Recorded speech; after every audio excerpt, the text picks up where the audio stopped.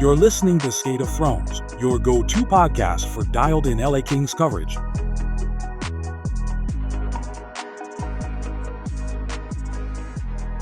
What's up, everybody, and welcome back to Skate of Thrones. We're back.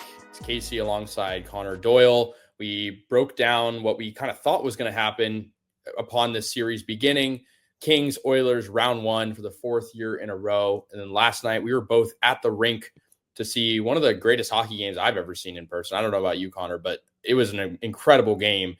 And so we're back to preview game two, as it's going to be tomorrow night, same time, 7 p.m. at Crypto.com Arena. We'll both be there, and it should be another great game. Kings trying to get in the driver's seat of this series, go up 2-0, whereas the Oilers are trying to tie it up before the series shifts to Edmonton. But Connor, how you doing, man? What are your sort of feelings right now after seeing that first game?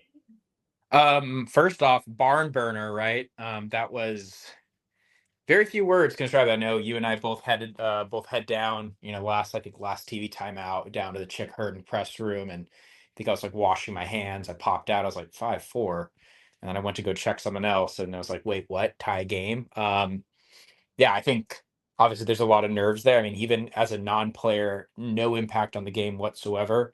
Even before that game started, I think I was 2 hours early to the rink, and my seat was a little bit different. I was closer to the press level for the forward little seating there, and I don't know if it was just me being cold, but I could feel the nerves as someone that I'm not even playing. I have no impact of the game, as I'm saying, and man, I mean, holy smokes, I was pretty nervy until the Kings went up 3-0, and I think I couldn't even control like a clap of my hands at that point. It was just such a I don't know how to describe that game. I mean, half of it is just utter domination, and then the other half is the Edmonton Oilers, right?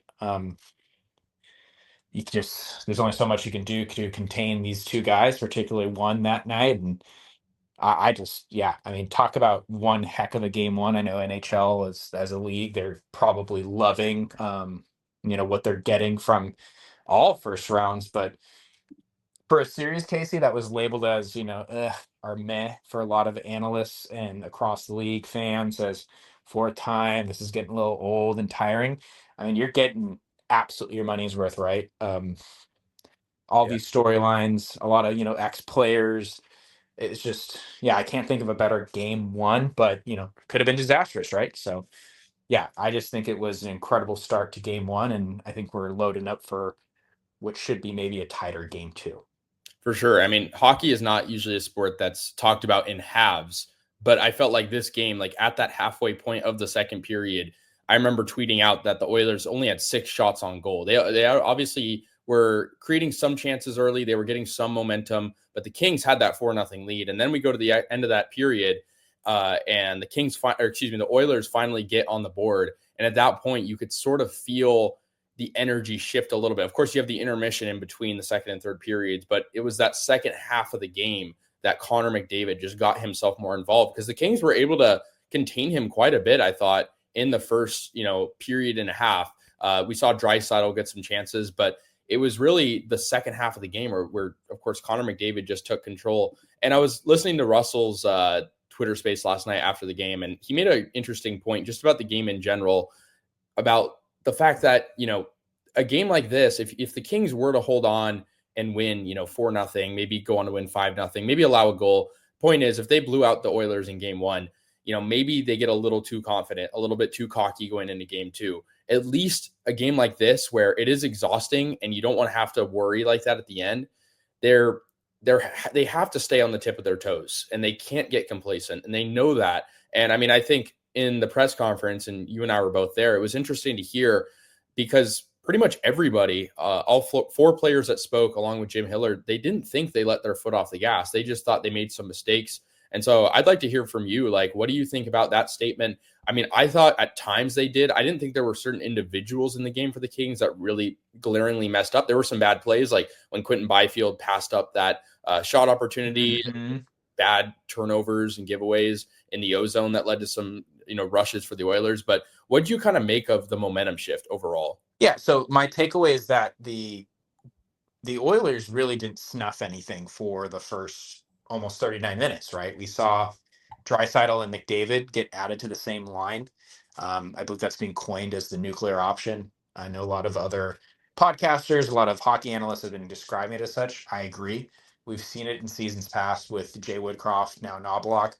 Even I believe the coach prior. I mean, when the Oilers get in the playoffs and it gets grind time, they need a goal. They're going to go to that line. And even when the Kings took a 1-0 lead in the first period, we saw Knobloch already go to that in the first period. Kind of, part of me says like that's a little bit out of desperation. It goes to show you that there is kind of this gap in depth between the two teams where they have to do that already in a game one first period. That definitely raised a couple eyebrows. I know I mentioned that to Dan Greenspan, and like right after the first period, we're both like, already, really? But look, I mean, look what happened. It gave them life. Other than that, I think I think it was the second period where Draisaitl picks off that Kempe outlet, brings it into the zone, hands it off to Victor Arvidsson, and Drew Doughty makes this sprawling diving stop, which we wish we could have saw near the end there. Connor McDavid just picked that apart, but stops Arvidsson on the semi 2-on-1. They get it up the ice, and they have this almost tic-tac-toe play between Kempe and Kuzmenko, and then we see the nice body on body from Kempe and Draisaitl. But yeah, I did not see that anyone else on the Oilers really is a threat. I mean, you see Corey Perry and Zach Hyman getting credit for the 5-3 and the 5-4 goal, and yeah, they were in the right place at the right time. And for Perry, a little help from little hockey play cross check to Joel Edmondson to get him sliding down. I think it was already a motion in progress, but I mean, Connor McDavid took over that third period, and we're seeing that as another storyline that I would argue overarching that yeah, the Kings killed off two Oiler penalties, or sorry, two Oiler power plays rather, which was a huge storyline for the series, special teams. And they were 0 for 2. But guess what? They had two empty net chances that they converted on in terms of having the goalie pulled and getting 2 goals. And that's 6-on-5. I mean, the two teams played less than 9 minutes in the third period. I think it was right around 9 minutes, actually, of just 5-on-5 hockey in the third. I mean, that's going to favor the Oilers every day of the week. So really, really hard game to unpack, but at even strength, the Kings were all over this one. So, For sure. Yeah. yeah, Yeah. And I mean, you talked about depth, and I thought, on the blue line, we didn't see really any of it at all for Edmonton. I mean, Darnell Nurse had a pretty good game, I think, all things considered. But I mean, Evan Bouchard had pretty awful game, I thought. I mean, he has that awful turnover that leads to a Kings goal. And that was, early, around the middle of the game. And, you talk about it as well. I mean, it was just a weird game overall. You have the puck yeah, over the glass call, then the mhm, challenge, and the Kings can't score on the 5-on-3. It looked like they were going to. They had a lot of chances. And I know Quentin Byfield talked about, that he was happy they moved the puck. But I mean, I was thinking like, you got to score there. And I know like you're up multiple goals, but you have to ice the game at some point. And yeah, you mentioned it. I mean, the inability to score on that play as well, with the empty net, multiple plays there, multiple yeah. shots. Like it was three, right? It was Doughty, Kempe, and Fiala all had shots at the empty net. That ices the game at 6-3, or was it 6-2? Well, yeah, it was 6 to. It would have been 6-2. No, I mean, was it already 5-3? But still, I mean, you're absolutely right. I mean, they had multiple opportunities to ice the game. I kind of leaned in my chair at the same time when they didn't score on that second 5-on-3. There's a Fiala off the post. That to me was like, well, that would have iced the game. And then you have the empty net. This is like we're talking about. But you mentioned Bouchard, and I think you're right. I mean, Darnell Nurse had a few zone entries that I thought was pretty impressive, which I'm sure he's normally doing for Edmonton during the regular season. But him in his heightened role and elevated role rather, he's going to have to do that more often. And I thought that he did that well. And you're talking about a very anti Darnell Nurse crowd over at Crypto for Oh yeah. obvious reasons. The 1-game suspension for Q. But I don't know if I mean, Bouchard had his turnovers, but who's in front of the net for some of those turnovers, right? I mean, Connor McDavid was backtracking and was practically on top of Bouchard when that puck trickled out in front of the net, and I believe it was Kempe who stashed it home. Yeah. It's not on him, and that brings me back to the whole overusage of 2997. Is those guys both played, I believe, the last 5 out of the last 6 minutes, and you see on that last goal, I mean, Phil Deneau gets that's pretty miraculous. To be fair, at this time of year to get like one of those change up shots, I mean, that's pretty fortunate for the Kings. But I mean, Connor McDavid turns that puck over to Gavrikov on a good stick, Yeah. albeit. But who's that third man back? I mean, it's supposed to be Leon Draisaitl, Yeah. and Phil Deneau has plenty of room to wind up on that. And I mean, it goes in off a flutter shot, as we saw. And I know Deneau postgame was joking that he got all of it. Definitely not. I mean, the attention, he got all of it, but the puck itself, not really, right? So this overusage, and like you said, they're playing 5D. I mean, was it Brown who barely played? Was it 4 or 5 minutes? I mean, you could say the same thing for Jordan Spence, but most of the game was a lot of the game was not played at even strength. The Oilers took a ton of penalties. Did you have that on your bingo card? No, I mean, not at all. And I mean, it was like, to your point, yeah, Joshua Brown only played 454. Bouchard ended up playing 28 minutes, 25 for Nurse, and then 24 for Kulak. Wallman and Emerson both played less than 20. Two guys that have played for the Sharks this year, actually. Nice. Yeah, I mean, and on that last goal, I mean, it's miraculous, and then you get that sort of inadvertent screen from Warren Fogle because that jump out in front that allowed it to happen, and a good awareness. Jump? You mean that hurdle? He was like 6 feet in the air. Yeah, I mean, completely blocking the vision of Skinner if you look at it from that angle, and good vision from Trevor Moore as well. I mean, we know he's a presence coming up the flank. He turns around at the right time, and I mean, talk about Philip Deneau being an unsung hero. I mean, that's something that wasn't on my bingo card per se. Him, I don't know if he's ever had multiple goals in a playoff game in his career. I know he's played big playoff games with the Canadiens and other playoff games as well, but I mean, huge for him.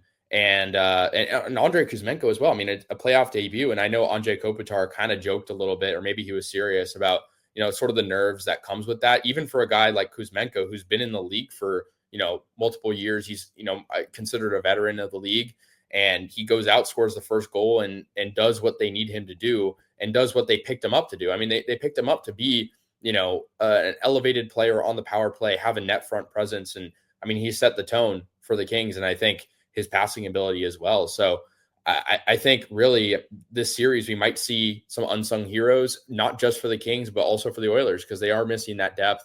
And on that note, I mean, Evander Kane, we saw him up in the press box.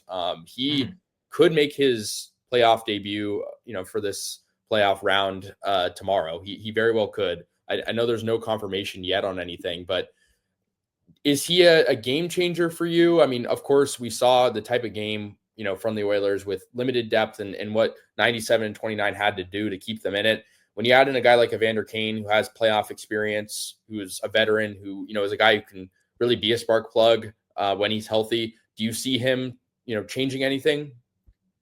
Great question. Definitely saw him, made eye contact probably one too many times. Poor guy was just trying to watch his team. But 2021-22, he scores 7 goals in that 7-game series. He was a game breaker. The next year, he scores a handful. He's an impactful presence. Last year he was on and off injured. I didn't really see him as a factor. This guy hasn't played in 10 months. Certainly there's going to be a presence when it comes to Kane, but he hasn't played in 10 months. I mean, this isn't a Nikita Kucherov, Mark Stone type of LTIR. It's not like the Oilers really utilize that LTIR pool that much, but this isn't a guy that's, an upper echelon player in the league. He's an impactful player. He's a great player. He's burned the Kings in the past, but this isn't the 21-22 version of Kane where, he had that hat trick. He had that famous, holding up his Game 7 sign after Game 6 in LA. This isn't the same player. He hasn't played in 10 months. I wouldn't put him in the category of Colorado's Gabe Landeskog, where it's like, oh, it's been a 3-year comeback. We can rally behind him like they need any more rallying with that loaded team. But I don't really necessarily see him as a guy that's going to come in and completely rejuvenate that Oiler offense, because it really just comes down to 2 players in terms of their forwards. I mean, all credit goes to the Janmark backdoor greasy goal play. That's a hockey play. Love it for the Oilers. But yeah, I don't really see him being the same guy he once was in 10 months, and you're just going to jump into the Stanley Cup playoffs. It's a massive hurdle. It's a huge jump. I mean, I wouldn't say a full goal like jump in terms of the actual distance traveled, but yeah, I just don't see him being that guy he once was. They definitely need a boost. We might be talking about that 2014 series where where Shaw comes back, was it game 4, game 5, and he makes that immediate impact. This is 10 months. I mean, 10 months is a long time. I think I asked a few other commentators last night and some analysts about like how Klingberg can maybe come back, because I think the more important thing for the Oilers is can't just operate on 5D. I mean, they get another forward back, Kane, who's plays a pretty rugged game. Just don't see that particularly helping them, because I don't think the physicality was bothering the Kings. And I think that's what Kane will add the most is more physicality. I mean, what's your take? Yeah, I completely agree. I mean, given the fact that he has history in this series, a lot of history in this division, I mean, he's, in the playoffs, it comes down to the depth. And obviously the Oilers just don't really have much of that, like we've talked about, for a couple, last episode and now this one as well. Mm-hmm. But I think for him, it's like you relieve a lot of the stress on the wing, putting him in. And, I think it'd be interesting to see, you'll have 97 and 29 on the same line, going forward, of course, because that's the formula that worked. But I think it'll be interesting to see how he slots in, later in games when they are desperate for a goal, because like you said, 10 months is a long time. But we know that he can be, that spark plug they need him to be. And so I think it's honestly really unpredictable. But I think, the Kings will definitely have to game plan him a lot differently, than not, because like you said, the Kings have that defensive depth right now that the Oilers don't. I mean, the Kings, had Drew Doughty play 26 minutes last night, which I think, honestly is a lot for him. And considering, we've had reports that he's not really 100%, but Mikey Anderson also played around 26. Clark played 11 and a half. Spence he played under 8 shifts. I mean, I think it'll be interesting to see, when you add a guy like Kane back and, maybe they shift some stuff around on the back end as well. I mean, Ekholm is out for this series, right? At least. Yeah. So I mean, I don't know. I think it's an unpredictable guy to face, because you've seen him before, so what he's like. But he's older now. He's 33. He's not quite the youthful. I mean, I watched him for years as a kid in San Jose. He had that like kind of youthful speed for a while, and he's not quite the same player anymore, but he still has that goal scoring touch. So yeah, I don't know. I think that's interesting, but I think, going into game 2, another question I sort of wanted to bring up for both of us is how do you see now that they played each other? Because this is the first time they played each other for real in a long time, because, we've talked about it before. Those past couple matchups at the end of the regular season, there were injuries across the board, mostly on the Edmonton side. So you couldn't really get, a main idea. Now we have an idea of what the series could look like. Do you see, if you're Jim Hiller, what changes are you making? Like, what changes do you want to see? I guess if you're Chris Knobloch as well, like what changes do you want to see across the board after we digest that game 1? I mean, Casey, for me, you go back to that shift chart and you just take a look at where QB landed in terms of the forwards. I mean, he's up there. I mean, he's either 1 or 2 with Deneau and Kopitar, and that usage where he's playing against Draisaitl, McDavid, I think a few shifts against the nuclear option line. That's huge. That's something they hadn't had in series past, or even a coach where you bring up Hiller and his willingness to change things up. The lineup I don't see changing unless things go drastically wrong. You might see a Malo for Lewis swap, which I know would be awry for a lot of Kings fans, but Hiller has already shown something that his predecessor has not done, and that's load up a line to match with McDavid and Draisaitl. There's no match for that. I get it. But remember, a victory against that line is them going and changing off the ice and not celebrating off the ice. So if you can saw them off, that's a huge victory. And, Jim Fox has mentioned it. I know in our last pod, Austin Stanovich, I gave him credit for this because he was the first person I heard this. It's like Q is one of the few players in the league that has the speed and footwork to keep up with McDavid and has a size advantage. Maybe not even close to the skill set. Q is a pretty damn good player, right? Being willing to mix and match with your center that can play at wing, as we saw last year, the entire year he was up with Kopitar and Kempe. Being able to load up that top line to be able to go against the nuclear line is fantastic. It's already showing that willingness from Hiller. Well, we've already seen these changes from Hiller. A 5-man forward power play unit that struck immediately. I mean, it looked like a stroke of genius to me. We were joking prior to the game, you and I and Austin being like, there's no way Hiller does not put Drew Doughty out there on the first unit. Well, guess what? I mean, I felt pretty confident because they were practicing it, but I don't know if you and Austin are on the same page, but I was like, they were pretty confident that Drew Doughty is going to be rolling out, taking that first unit. There's nothing wrong with that, but that 5 forward unit and that Kempe back speed, whew, I mean, they connected immediately. And like we talked about in the first pod, like I think that's an underestimated and underrated aspect of this series is that you should not sleep on the Kings power play. Like they were opportunistic. Yeah, they scored 2 power play goals, one of them a 5-on-3, but they looked almost automatic. They looked very, very dangerous. I mean, not more dangerous when 29 and 97 are out there. It's very few power plays in the league do have that capability. But I mean, from that opening, power play, I mean, how are you not out of your seat out of that, Casey? Yeah, 100%. And I mean, I think maybe on that 5-on-3, I know some people would maybe disagree. I give them a little bit of the benefit of the doubt there because they were creating shots. Like they were, and that's been an issue all year why the power play has been so kind of stagnant. It's been just overpassing. They get 1 or 2 shots. Like I know it's a 5-on-3 and you should have a legit shot at scoring. You should probably score on that. But even on that one, they were still creating looks. Of course, it would be costly as the game would get tied, but that was something they couldn't foresee. And yeah, to your point on the lines, I mean, the fourth line, it's a tough conversation because they draw an early penalty. Jeff Malott gets an early penalty drawn, and that leads to the power play. And so really good work from the depth. And then they didn't play much the rest of the game. And I guess you can't really blame Hiller because, like you said, that fourth line can't match up well. If Edmonton, pulls out of their bag of tricks as well. And, you don't really have the offensive touch with that line, but what it does is it just tires down those first 3 lines for the Kings. And I think we saw some of that.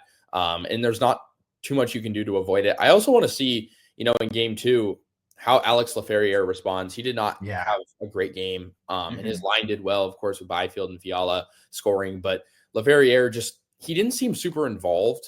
And we know how involved he can be. He's been a great facilitator this year, was maybe more of a scorer earlier in the year. And I think once, his line kind of gelled with Byfield and Fiala, he became a really good facilitator to those guys who also needed to unlock their scoring, particularly Fiala in the second half. And then Byfield, of course, down the stretch a bit. So, yeah, I wonder kind of how Alex Laferriere kind of responds to maybe a somewhat sloppy, game 1. Of course, he's a younger guy, has less experience than everyone else, but I wonder how he responds. I mean, we saw great work from the Deneau line, and I guess I was sort of expecting a flip. Not to say that like Byfield and Fiala weren't good, especially at for Byfield, shutting down McDavid on certain occasions and taking face-offs. But I mean, a line needs to be a collective unit, right? Yeah. So, I wonder how that the top 9 maybe changes a bit in that way. Yeah, I mean, I will say this. The Q line is the X factor, even though it's not just one player. Even Q is an X factor for this series. I thought that line with Q and Laferriere, especially those two, looked like they definitely had some jitters. I mean, you brought it up very early on. I posted a video of it because I was rewatching the game today to kind of break it down. Thank goodness for FanDuel for posting replays. I think Bally has been out for a while, but that's neither here nor there. But like Byfield in the second half, right after the trade deadline, for the most part, was not passing up on that shot. He was already right at the hash marks where he would have ripped it, and he drops it back to someone who is in coverage. Right. There was a second period. They break in on a partial 3-on-2. Hugh gets a great zone entry, and his pass over to Fiala on the left wing just goes way ahead of it. Like I think QB scores in this game, and he's impactful two-way wise.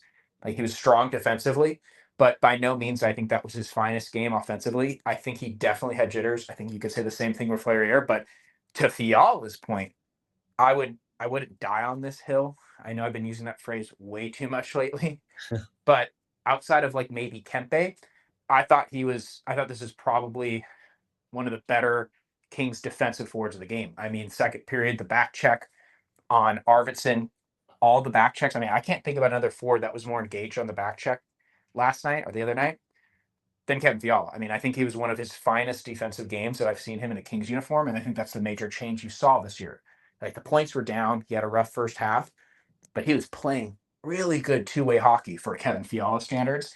I thought last night Hiller showcased that and put him in like, when's the last time you've seen Fiala out in an empty net situation? I mean, he rocketed that and missed the empty net, but that's a guy you're putting out when it's a 6-on-5.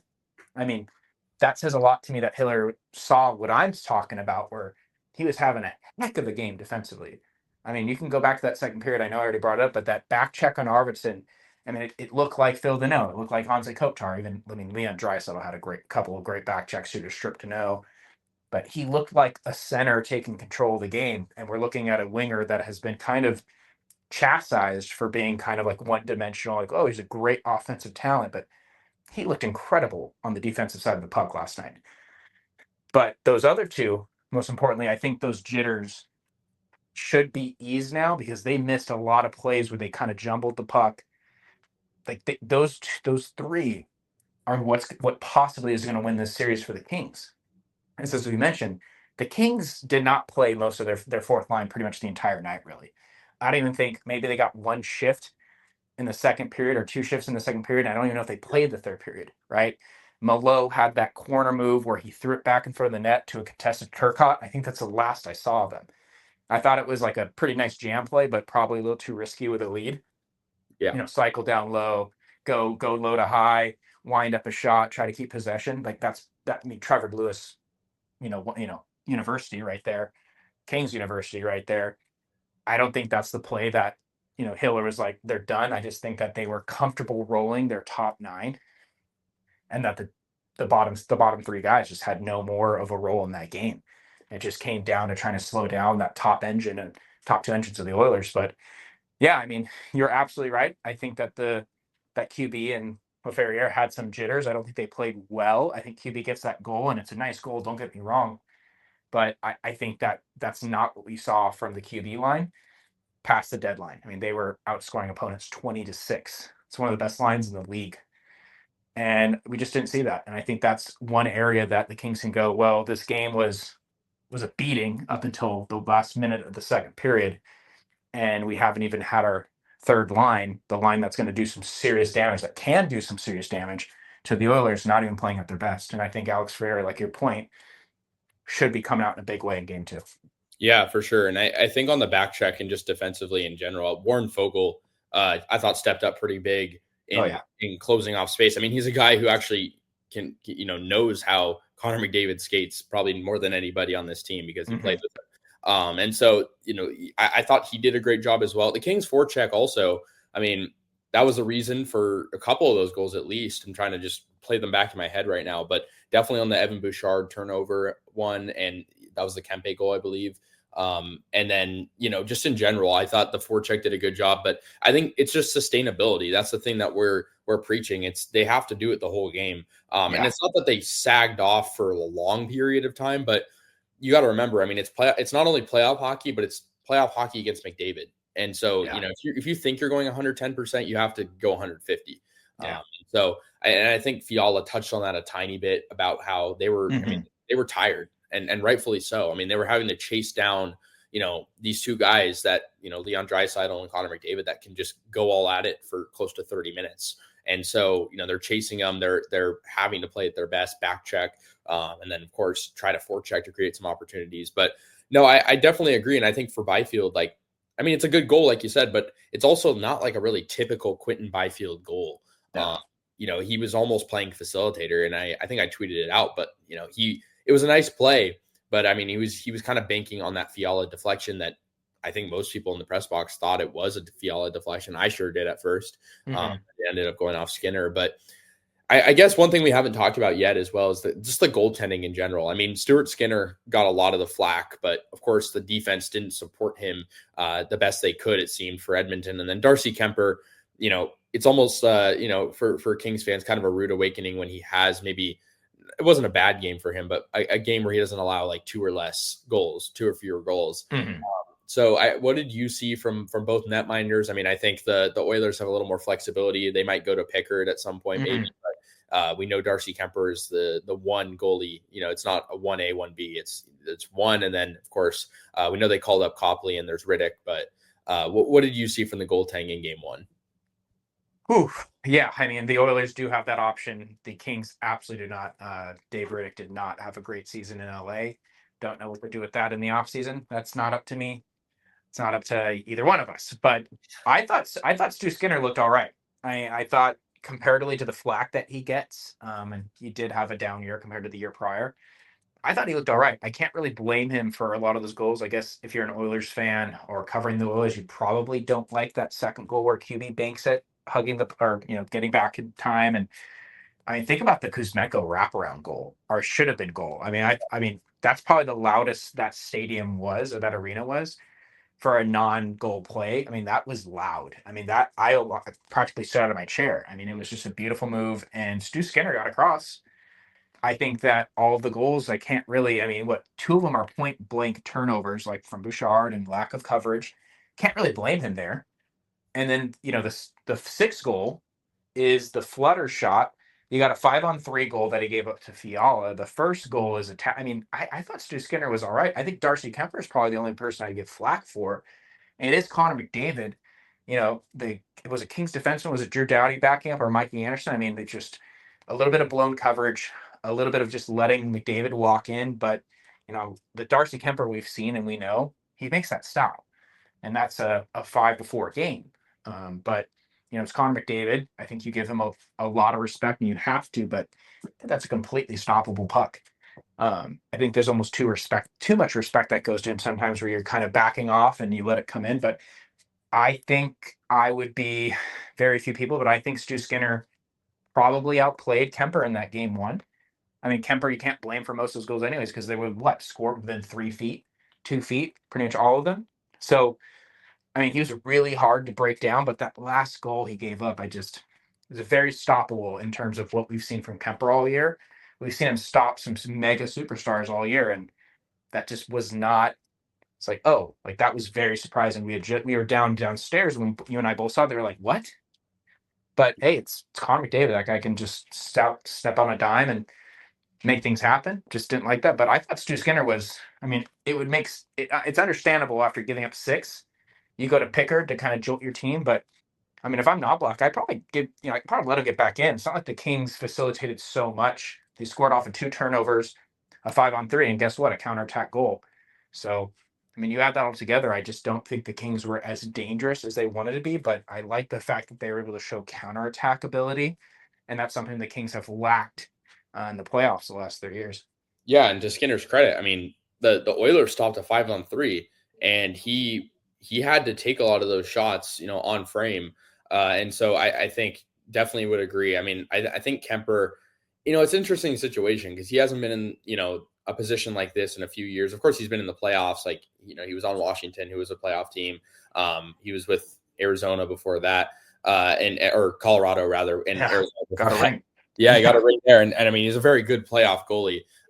But I think, it's hard to say jitters per se because he has the experience, but maybe just, I don't know, blown coverage from him. I mean, like you said, like the probability when I was thinking, like when McDavid was taking that goal up the ice, up the half wall himself, I was thinking the probability of him scoring here is low, like very, very low. But, the angle, just the pure amount of speed he would have to exert to score here. But it's Connor McDavid. So like, he can do anything he wants and take over games.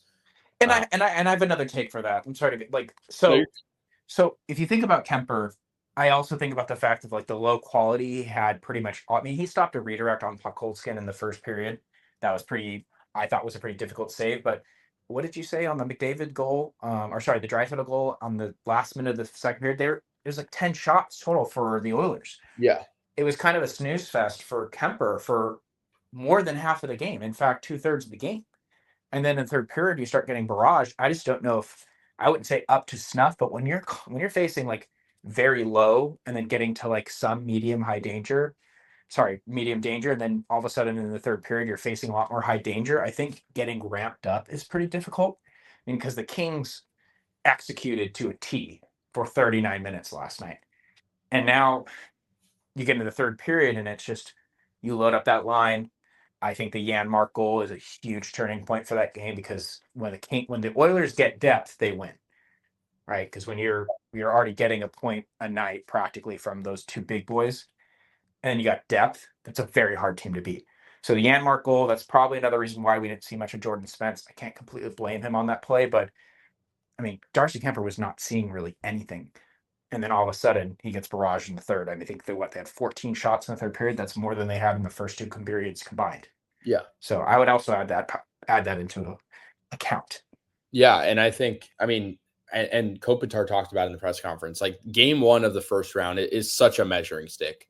Like you know, of course for these teams too, because they've played each other multiple years. They haven't had a true matchup with, you know, full strength of health in a while. And so, you know, those first two periods, the Kings were fortunate to score 4 goals, but they also didn't really have to go up against, McDavid when he is angry, McDavid when he was urgent. We just didn't see the sense of urgency from the Oilers early on. And so I think, you know, to the point I brought up with it earlier, maybe it's good that, you know, the Kings needed a wake-up call, that, you know, they had to allow 4 goals in the third period to really see now that this Oilers team is no nonsense. And they should know that already. I mean, the Kings have lost to them 3 years in a row. They should know what the Oilers are all about.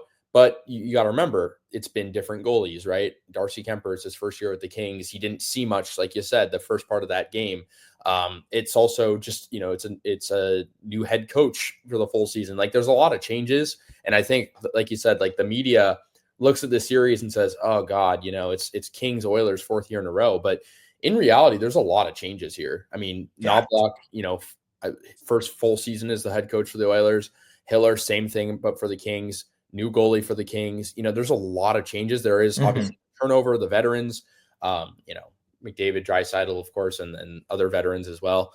But at the end of the day, there's still adjusting to be done. And I think for a guy like Phil Deneau as well, because he hasn't necessarily had a big role in the playoffs over the course of his career. He's been on good playoff teams, and he goes out and scores 2 goals. And so I think there's that element of shock that came in early on.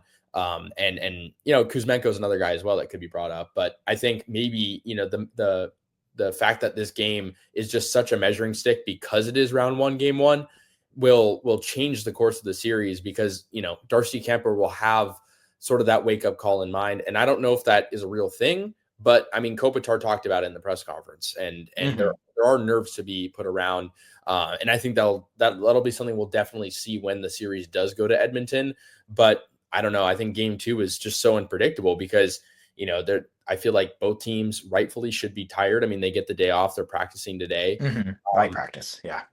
Yeah. Light practice, as we saw. But I think at the end of the day, though, you know, it could go either direction. I mean, I'll be honest. I'm not expecting the Kings to come out with the same, I guess, firepower they had in game 1, because it's just so hard to replicate that. And I mean, there was just a lot that went their way. But there was also stuff that didn't go their way as well. I mean, the Connor McDavid holding that like was not called. I thought that was interesting. The Kopitar stick, yeah. Yeah, I mean, that was, I thought, clear as day. But I think game 2 just becomes the must win, I think, for both teams. And I mean, I think regardless of who won game 1, I think I would have said that, because, you know, if the Kings lose, they have to go to Edmonton for 2 games, a really tough environment. We know the Kings aren't a great team on the road. If the Oilers win, you know, or excuse me, if the Kings win, they go up 2-0.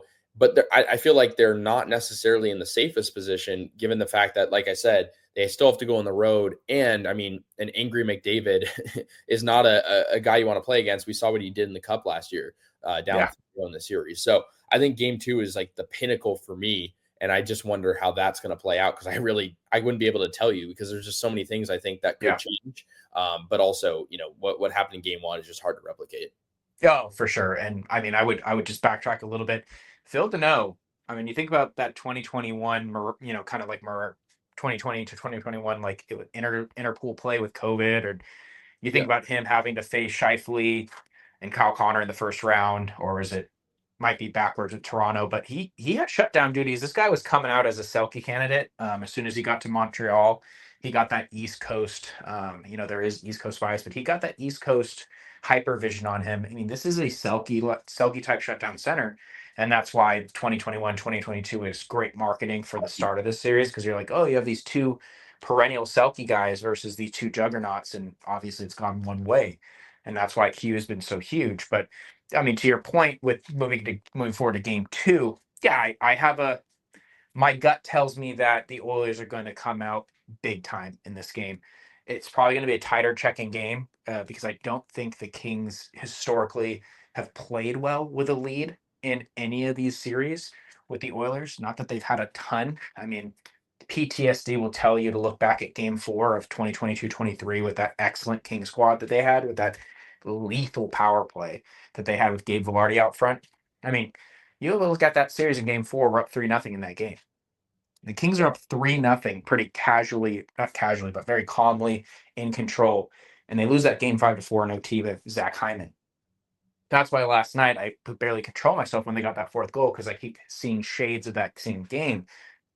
The Kings either completely control game 2 in a tightly contested game, and they try to keep Draisaitl Leon off the score sheet, and they can get that 2-0 lead in the series, based off of that third line really coming into their own after I thought a pretty jittery game 1. Or, the Kings, like you said, they're going to be facing down the barrel of a gun going, the Oilers just needed the split, right? And that's why, we talk about the victories of game 1, which obviously went the Kings' way. They got a victory. But if you're the Oilers, all you need is a split. You played a really poor 39 minutes and you almost come out with, I think they win that game in OT if they actually rest their players. I know Knobloch's getting some flack, but I think the Oilers win game 1 if they go into OT. The way that the momentum was going, you get almost 16, 20 minutes of rest for their big boys. I mean, I wouldn't say that game's a coin flip from how the last 5 minutes was. I think the Oilers flubbed that, and you're going into game 2 with still the chance to split on the road. And my gut kind of favors the Oilers in this one because the Kings showed a lot of cracks in their defensive foundation yesterday. And that's not a huge knock against them. There's no perfect team, but there's just no defensive schema dynamic that you could throw out there that's going to stop that nuclear option. And I think that's what you saw yesterday. And it just wore the Kings down. And yeah, I mean, Big David holds on to Kopitar's stick for that, second and a half or even half second and drives to the net and throws it across for the Punisher one-timer we've seen so many times from Draisaitl. It's just not much you can do for that. I mean, the Kings have thrown out the best that they've had, and every time over time, it just wears you down. It's like water on rock over time and time again. It'll wear you down. Yeah. And yeah, game 2, I wish I could be more confident. If the Q line can shake off their jitters and they can roll 3 lines, and I still think it's another toss-up. I think that you're looking at another game where Connor Doyle is going to be sitting in that row having jitters again because it's just so up in the air. You're never going to be fully confident in the playoffs, but you should have a swagger, and it's very hard to have swagger against the Oilers, regardless if you got a game 1, because that game 1 you squeaked out of it, despite the fact that you had a 4-0 lead and a 5-2 lead. So it's tough for me. I know they missed a few empty netters, and we can go on and on about how the Kings should have closed that game out, but you just saw what the Oilers can do. And I was talking to Bob Stouffer, who's I believe the radio guy from Edmonton, and I was talking to him at the game, and I mean it's a long series. I mean that's the only way you could say it. It's a 7-game series. You've got to win 4 times. It's a best of 6 now, if you want to look at it that way. First to 4, and the Kings already went down, and yeah, you just never count these Oilers out. Game 2 is a giant enigma for me. Yeah, and I think we've seen the Kings all year. They're one of the best, if not the best, teams in the first period in the NHL, and then they're also a very good team in the third period this season. Second period is the one that is the question mark. And I mean, in this game, they outscore Edmonton 2-1 in the second period with the 1 goal for Edmonton coming in the last few seconds, and so it was an uncharacteristic game, in that regard.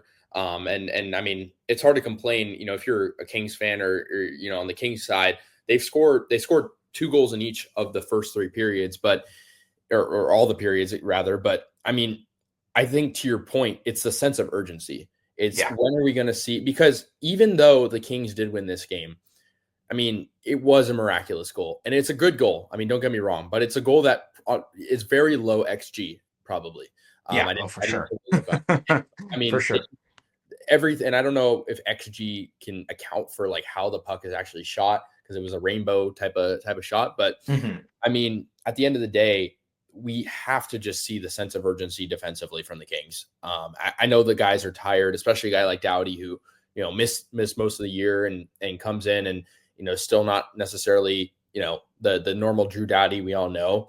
But it's guys like, Gavrikov, Anderson, who have been just so consistent all year, putting in that extra move. And the forwards too, like a Phil Deneau, Warren Fogle, that line, I mean, having the ability to shut those guys down. I mean, we saw that early on. It happened later in the game. But if we could see that from the entire game, the Kings could easily avoid some of the situations we saw in game one. But I mean, it's an interesting team because I think if you want to choose one period to be bad in, I mean, you're going to choose the second period. You want a good start, you want a good finish. We saw that from the Kings when it was all said and done. And I mean, I think I put an asterisk next to the good finish because they still allowed 4 goals in the third period, but they do get the win. Mm-hmm. So I think, I mean, the cliche I think we've all heard in the press conferences from Jim Hiller is we need to stick to our game. Because I feel like he says that every single time, but I think there is truth to it. I think there is something to be said about the Kings I mean, you see a team like the Oilers, you can't take them at face value because they're an enigma, like you said. They have, 2 of the best players in the world. But at the same time, the Kings have had a formula all year and it's worked. And I think that was sort of the concern coming into the year. You have a new head coach. You're really transitioning the formula in a way. You have some moves that you have to kind of fill in. You have some question marks, and they've been able to overcome that. And so I wonder, if they, go back to sort of the regular season Kings that we've seen, with a solid start and a solid finish, or what we see, in game one where kind of just a lot of scoring and not a lot of defense down the stretch. And I think for the Kings, that's something they have to emphasize more than the Oilers because they do have that depth. They're not playing with 5 defensemen. So I think that's definitely one thing I'm going to be looking out for. Oh yeah. And I also want to throw in there too. I don't think I saw anyone post it, and I was kind of like simmering on it because when the Kings had a 4-0 lead, and even when they had a 5-2 lead, you know what I thought about, Casey, was the fact that when was the last time in the playoffs the Kings beat the Oilers in regulation? You have to go back to 2021 to 2022 when we shut them out at home 4-0. We're going back 3 series. Every single win since then has had to come in overtime. I mean, that's ridiculous. And the Oilers have had plenty of wins in the past 3 series where they've blown the Kings out. So we talk about moral victories. Talk about this is a game that should have been closed out with the empty netter. The comeback did come fully on. I get that. But this is a game that should have been closed out. And another moral victory, the best player in the entire planet had arguably one of the best playoff performances of his career, and they lost. Yeah. Right? I mean, Connor McDavid is otherworldly. Is this a guy that's going to be able to do this every single game, night in, night out, to get his team over the first round? I mean, I don't see the Oilers. I mean, Ekholm, let's say, knock on, I can't believe I was about to say knock them, but say the Oilers win this series and they have to do it by maxing out 29 and 97 every night, because I don't believe they play on the PKs still, because if not, they probably would have played 30 minutes last night. But you're really going to burn those guys out going into a second round where they're probably going to be underdogs. I mean, how far are those horses going to take you with a squad that is not the same as the Stanley Cup Finals team that went to a Game 7 and almost reverse swept the Florida Panthers? It's not the same squad. Like, I keep harping on it, but this is not the same team. They got older and slower. Don't get me wrong, they're still dangerous, but there was so few forwards on the Oilers that were back checking like they used to. Like, I mean, they had guys like McLeod and Fogle. Dylan Holloway, that grit, and he could still move. I mean, he's a big body. I mean, they got smaller and slower, and they're just not the same team. So, McDavid puts up 4 points. That you put up 5 goals against the Kings, you better win, and they didn't. So, I don't want to sound overly optimistic because I've been known as the pessimistic type guy, but the Kings won in regulation. That's a huge deal over this team that has punished them. And the only times you've come out with wins, going back 2 series in a row where you did not get a single win in regulation. You won in regulation last night, and you should have been able to do it with a lot of breath, right? That game should have been iced. That's a good point. Yeah, I can't believe I didn't see it. It was one of those moments, Casey, where I was like, should I tweet this? I don't, maybe someone's already tweeted this. I didn't spend enough time looking around Twitter. I was like, I'm going to go to bed, which turned out Jim Hiller and I were on the same wavelength. Because I don't know if you heard his quote at practice today where he's like, I mean, after when you're supposed to be able to sleep, Yeah, right? I think I got home around 10:45, 11, and I think I was like in bed, jittery, till about like 1 a.m. Couldn't sleep because I kept replaying certain plays in my head. I was like, I swear I'm not just played in this game because I keep reliving certain moments, but yet we won. Hockey's such a weird sport in that way where you could win and still kind of be like animated and jolted. But same with a loss. I think a loss, trying to go to sleep is a lot harder than a win. I will say that. Yeah, because I mean, you say it out loud, right? 4-goal lead, like not just a 4-goal lead, but a 4-goal lead in the second half of the game. Yeah. And like I know like parking the bus in hockey is not the easiest thing to do all the time, especially in the playoffs when you're playing a guy like that, or a duo like that. But man, it's a 4-goal lead. Like just saying that out loud, it's unbelievable that they gave it up. But I do agree though. I think the fact that they won in regulation, avoided overtime, they're still at home. I think this would be, I'd feel a lot different if this happened in Edmonton where you're on the road, like it would have been a good win on the road, but you're at home, you get a day off, you go back to the rink and you're on. Whereas Edmonton, they used a lot of juice. They used a lot of bodies, maybe not so much on the blue line, but they used a lot of force. And then they're still in LA. They have to prep to go back home. And are preparing to maybe have to be down 2-0 in a series, just given the fact that the Kings have been so good at home. That's the mentality. I mean, the way you put it well, I definitely think that it's one of those games where, both teams should be upset. Both teams should be happy. Of course, the Kings are going to be happier because they got the win. But I think in the final period of that game, I mean, Edmonton showed why they should be revered. And you mentioned it. I mean, if McDavid can win this series and somehow go on to win another, or maybe even make it all the way, I mean, that I don't even know what I'll do. I mean, that would be. Yeah. I mean, you have to win cups to cement your legacy in the NHL. And even if you're an Oiler hater, just like I growing up just despised the Blackhawks. I mean, you just get to a point where you're like, well, I got to respect the talent. Like that guy deserves a ring for how good he is. I mean, he should play at the highest stage. And, if he gets this team to the finals this year, like I would be in awe of this guy. I mean, the what he's had to do to pull this team forward. I mean, I thought they had a great squad last year. I don't think by any means like they ran into a pretty injured Dallas squad in the third round or conference finals. They played a Vancouver team that I think that was better than them. Got up in that series 3-2, and they had to come back.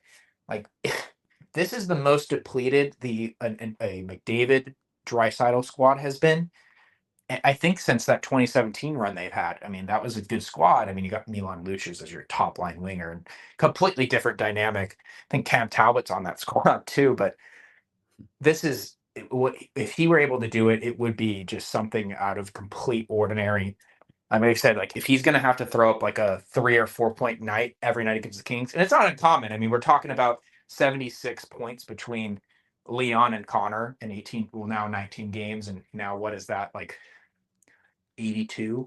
Because of what Draisaitl had 2 points or 3 points. So we're talking about like what, 82, 83 points in 19 games. I mean, they are going to average well over a point per game. And then you add in Bouchard's total. Now we're talking about triple digits potentially. I mean, if he's going to have to do 3 to 4 points a game against a better King squad, I mean, that's just something of. And now you can kind of understand why they've gotten deep so many years. Yeah, besides the talent, so like they've almost used the Kings as a launching pad for 3 seasons straight. You're playing against arguably 2 of the better defensive centermen in the league, and then there's obviously great centermen in the West, but I mean, to play that tight spacing of hockey, I know many analysts have already broke down like those two have to beat one-on-one defending against the Kings because the Kings play a man-on-man system. And so they have to be able to do it. And that's why those two apart, I'm not concerned about. When Draisaitl and McDavid are playing on separate lines, I'm not entirely concerned because they don't have the wing support they did. And we should have touched on this earlier, and I don't want to rant or rag too much on this, but maybe Evander Kane, if he gets his legs up, so he hops in that top line. Because remember, Hyman has always been given like the the spot next to Draisaitl and Leon and McDavid. And then more than halfway through that game and into the third period, they gave that to Perry. Perry was very engaged that game. I mean, as much as Kings fans despise the guy, he looked good. And this is a guy that almost had a 20-goal season in what, his 39th year, or 39th year as a 39-year-old. But he looked good. But I don't think Corey Perry's the answer if you're going to go nuclear. And maybe Zach Hyman's still not 100%, but maybe Evander Kane slots up on that line. But when those guys are separated, that's what I feel like that's what you saw for more than half that game. They went to the nuclear line a few times, but as soon as 29 and 97 have to get off and go to the bench, I mean, what does that leave the Oilers with? Ryan Nugent-Hopkins is a great, hell of a player, right? But against the Kings' top 3 centers, I just don't see it. Maybe not beating them badly, but he's going to get shut down.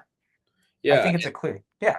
Yeah, sorry. And I think, to our earlier points, McDavid was pretty quiet early on. Like we said, we talked about it. And Draisaitl was sort of creating a lot of looks, like shot for rebounds, and he eventually cashes in once they do go to the nuclear line. But I mean, you're right. And so I think that just kind of affects the potential game plan. Of course, I'm sure Jim Hiller knows, what he has to do when those two are on a line together. But I think the team just didn't feel ready for it in the third period. So I don't know. I think it's definitely a situation that's unlike any other. And I think that if the Kings can win this series, they should be confident that they can make a deep run, because you probably don't have to. I mean, if you play Colorado, you have a similar situation.